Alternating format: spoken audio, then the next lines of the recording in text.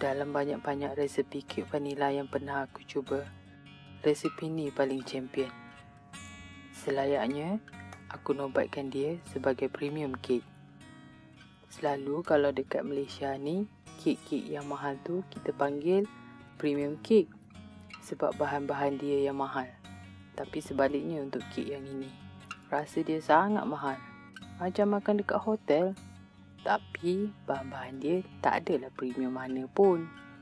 Resepi ni dulu aku google je.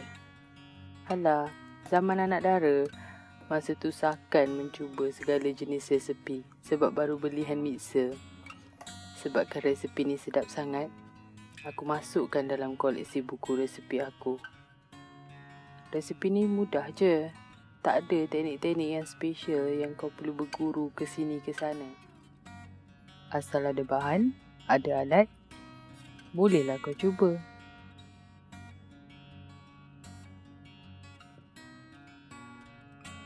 Tapi, part yang paling aku malas nak asingkan telur putih dengan telur kuning. Kalau telur kuning tu pecah dan bercampur dengan telur putih, mulalah aku berangin.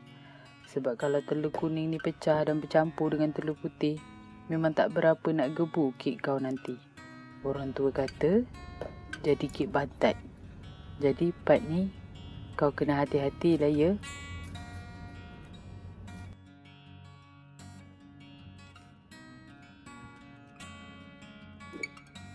Margarin, aku suka pakai buttercup. Sebab dia tak mahal dan tak murah. Dan bau dia wangi. Tapi ikut kau lah nak pakai brand apa. Kalau poket kau tebal, kau gunalah pure butter. Tapi guna yang jenis salted. Kalau kau ada yang unsalted, kau tambah secubit garam bagi dia rasa lemak-lemak.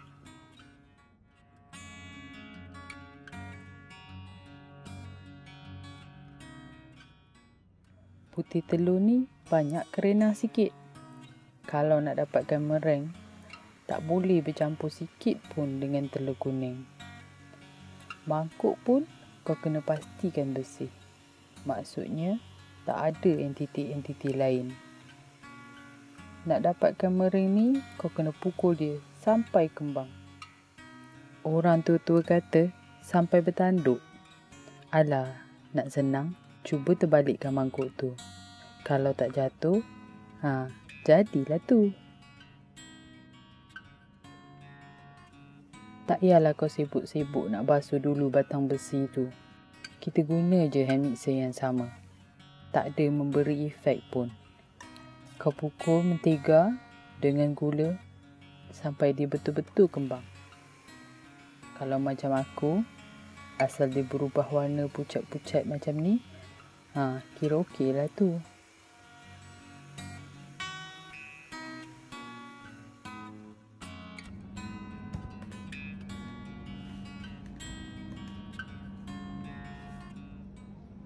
Terus aku masukkan esen vanila, sekalikan dengan kuning telur. Kalau ikutkan resepi asal, suruh masuk kuning telur satu-satu. Tapi aku tak reti sabar. Aku belasah je masuk sekali semua. Lepas tu, kau pukul lagi sampai dia sebati. Bila adunan dah sebati macam ni, aku masukkan separuh tepung je dulu. Sebab kita nak selang-selikan dengan susu segar. Selepas tepung, susu. Lepas susu, tepung. Pukul lagi supaya adunan sebati dan sekata.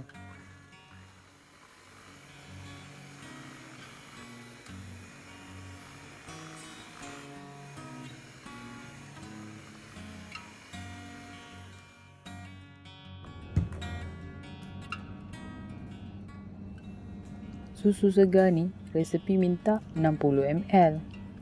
Sebabkan sudu merah ni, saiz dia 30 ml, jadi aku tuang 2 kali. Senang kerja aku. Bab pukul memukul ni, janganlah kau beria sangat. Cukup sampai sebati je. Selepas tu, bolehlah kau masukkan baki tepung tadi.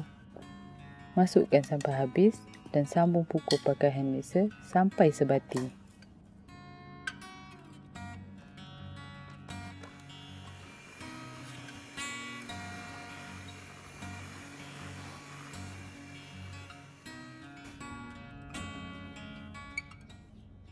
Meringue ni kita masukkan separuh je dulu.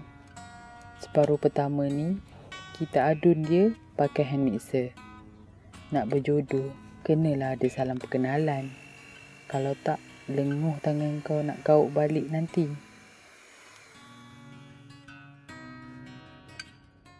Yang baki meringue tu, kau jangan buat perangai. Yang ni wajib gauk balik. Gauk balik ni setakat apa yang aku belajar. Teknik ni digunakan untuk mengelakkan udara yang terperangkap dalam kek kau tu keluar.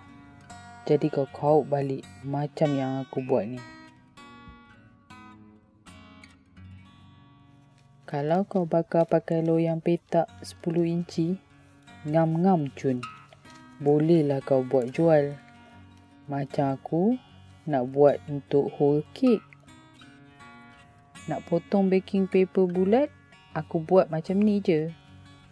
Loyang tu kau kena oles minyak atau margarine dulu. Kalau kau skip part ni, dia macam ikut nasib. Kalau nasib kau baik, senang kek kau nak keluar dari loyang. Kalau kau jenis tak berapa nak ada luck, memang kau potong kek dalam loyang je lah nanti. Macam aku, dah spray pakai pen olah. Kemudian, kau letak baking paper macam ni.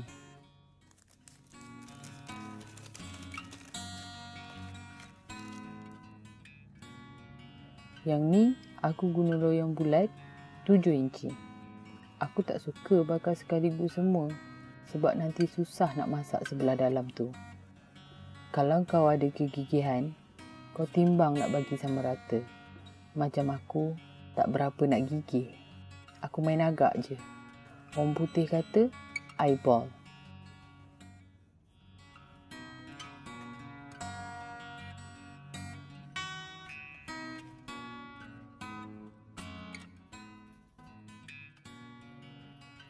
Masukkan dalam oven, kau bakar suhu 160 selama 35 minit. Jangan kau percaya sangat dengan suhu ni. Lain oven, lain ragam dia. Pandai-pandailah kau adjust part ni.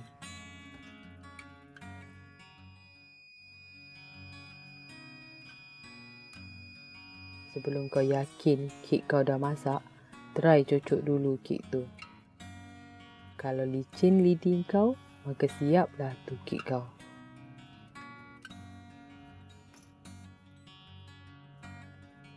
Okey, part ni je lah teknik paling kena highlight.